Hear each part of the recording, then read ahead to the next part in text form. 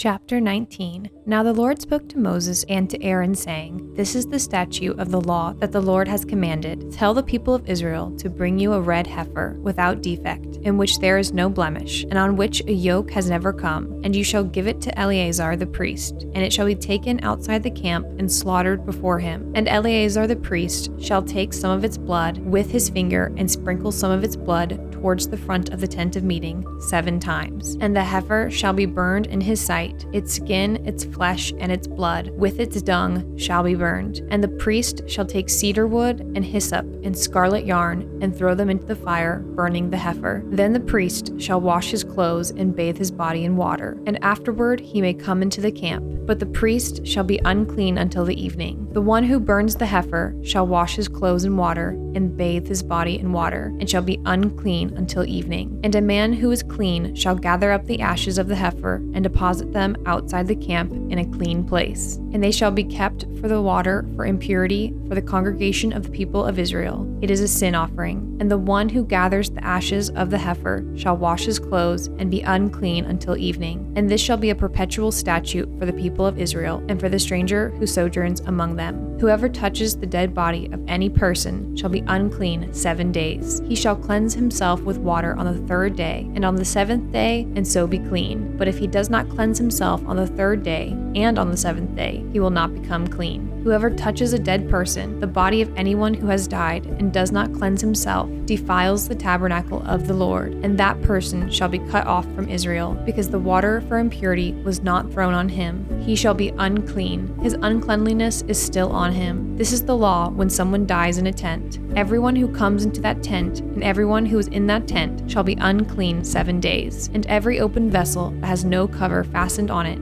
is unclean. Whoever in the open field touches someone who was killed with the sword, or who died naturally, or touches a human bone or a grave, shall be unclean 7 days. For the unclean they shall take some ashes of the burnt sin offering, and fresh water shall be added in a vessel. Then a clean person shall take hyssop and dip it in the water, and sprinkle it on the tent, and on all the furnishings, and on the persons who were there, and on whoever touches the bone, or the slain, or the dead, or the grave. And the clean person shall sprinkle it on the unclean on the 3rd day and on the 7th day. Thus on the 7th day he shall cleanse him, and he shall wash his clothes and bathe himself in water.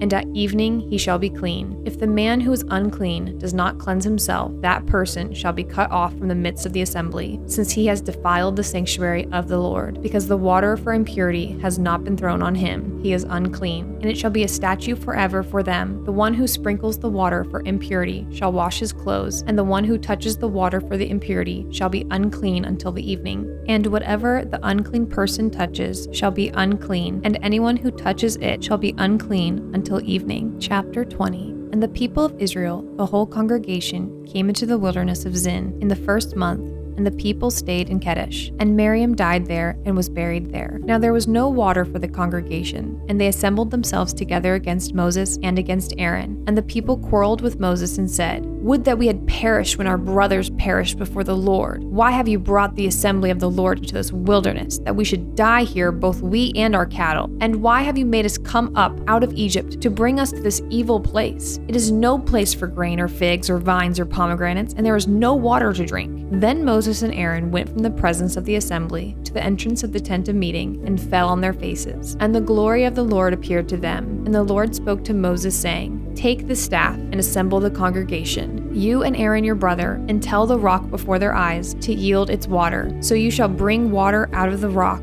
for them and give drink to the congregation and their cattle. And Moses took the staff from before the Lord as he commanded him. Then Moses and Aaron gathered the assembly together before the rock. And he said to them, Hear now, you rebels, shall we bring water for you out of this rock? And Moses lifted up his hand and struck the rock with his staff twice, and water came out abundantly, and the congregation drank and their livestock. And the Lord said to Moses and Aaron, Because you did not believe in me, to uphold me as holy in the eyes of the people of Israel, therefore you shall not bring this assembly into the land that I have given them. These are the waters of Meribah, where the people of Israel quarreled with the Lord, and through them he showed himself holy. Moses sent messages from Kadesh to the king of Edom. Thus says your brother Israel, You know all the hardship that we have met, how our fathers went down to Egypt, and we lived in Egypt a long time, and the Egyptians dealt harshly with us and our fathers. And when we cried to the Lord, he heard our voice and sent an angel and brought us out of Egypt. And here we are in Kadesh, a city on the edge of your territory. Please let us pass through your land. We will not pass through field or vineyard or drink water from a well. We will go along the king's highway. We will not turn aside to the right hand or to the left until we have passed through your territory. But Edom said to him, You shall not pass through, lest I come out with the sword against you. And the people of Israel said to him, We will go up by the highway, and if we drink of your water, I and my livestock, then I will pay for it. Let me only pass through on foot, nothing more. But he said, You shall not pass through. And Edom came out against them with a large army and with a strong force. Thus Edom refused to give Israel passage through his territory. So Israel turned away from him.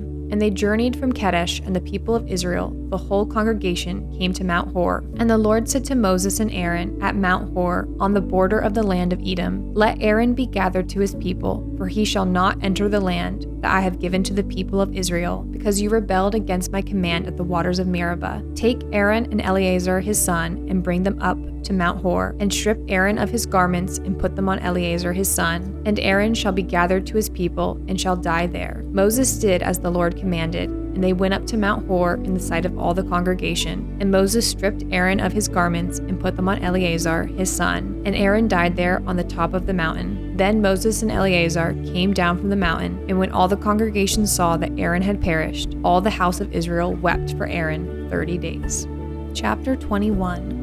When the Canaanite, the king of Arad, who lived in the Negab, heard that Israel was coming by the way of Atharim, he fought against Israel and took some of them captive. And Israel vowed a vow to the Lord and said, If you will indeed give this people into my hand, then I will devote their cities to destruction. And the Lord heeded the voice of Israel and gave over the Canaanites, and they devoted them and their cities to destruction. So the name of that place was called Hormah. From Mount Hor they set out by the way to the Red Sea, to go around the land of Edom, and the people became impatient on the way. And the people spoke against God and against Moses. Why have you brought us up out of Egypt to die in the wilderness? For there is no food and no water, and we loathe this worthless food. Then the Lord sent fiery serpents among the people, and they bit the people, so that many people of Israel died. And the people came to Moses and said, We have sinned, for we have spoken against the Lord and against you. Pray to the Lord that he take away the serpents from us. So Moses prayed for the people, and the Lord said to Moses, Make a fiery serpent and set it on a pole, and everyone who is bitten when he sees it shall live. So Moses made a bronze serpent and set it on a pole, and if a serpent bit anyone, he would look at the bronze serpent and live. And the people of Israel set out and camped in Oboth. And they set out from Oboth and camped at Liabarium in the wilderness that is opposite Moab, towards the sunrise. From there they set out and camped in the valley of Zered. From there they set out and camped on the other side of the Arnon, which is in the wilderness that extends from the border of the Amorites. For the Arnon is the border of Moab, between Moab and the Amorites. Therefore it is said in the book of the wars of the Lord, Waheb and Suphah, and the valleys of the Arnon, and the slope of the valleys, that extends to the seat of Ar, and leans to the border of Moab. And from there they continued to Beer. This is the well of which the Lord said to Moses, Gather the people together, so that I may give them water. Then Israel sang this song, Spring up, O well, sing to it, the well that the princes made, that the nobles of the people dug, with the scepter and with their staffs. And from the wilderness they went on to Mattanah, and from Mattanah to Nahaliel, and from Nahaliel to Bamoth, and from Bamoth to the valley lying in the region of Moab, by the top of Pisgah that looks down on the desert. Then Israel sent messengers to Sihon, king of the Amorites, saying, Let me pass through your land. We will not turn aside into field or vineyard. We will not drink the water of a well. We will go by the king's highway until we have passed through your territory. But Sihon would not allow Israel to pass through his territory. He gathered all his people together and went out against Israel to the wilderness, and came to Jahaz and fought against Israel. And Israel defeated him with the edge of the sword, and took possession of his land from the Arnon to the Jabbok, as far as to the Amorites. For the border of the Amorites was strong. And Israel took all these cities, and Israel settled in all the cities of the Amorites, in Heshbon and in all its villages. For Heshbon was the city of Sihon, the king of the Amorites, who had fought against the former king of Moab, and taken all his land out of his hand, as far as the Arnon. Therefore the ballad singers say, Come to Heshbon, let it be built, let the city of Sihon be established. For fire came out from Heshbon, flame from the city of Sion. It devoured Ar of Moab and swallowed the heights of the Arnon. Woe to you, O Moab! You are undone, O people of Chemosh. He has made his sons fugitives and his daughters captives to an Amorite king, Sihon. So we overthrew them. Heshbon, as far as Dibon, perished, and we laid waste as far as Nopah. Fire spread as far as Medeba. Thus Israel lived in the land of the Amorites. And Moses sent to spy out Jazer, and they captured its villages and dispossessed the Amorites who were there. Then they turned and went up by the way of Bashan. And Og, the king of Bashan, came out against them, he and all his people, to battle at Adriai. But the Lord said to Moses, Do not fear him, for I have given him into your hand, and all his people and his land. And you shall do to him as you did to Sihon, king of the Amorites, who lived at Heshbon. So they defeated him and his sons and all his people, until he had no survivors left, and they possessed his land.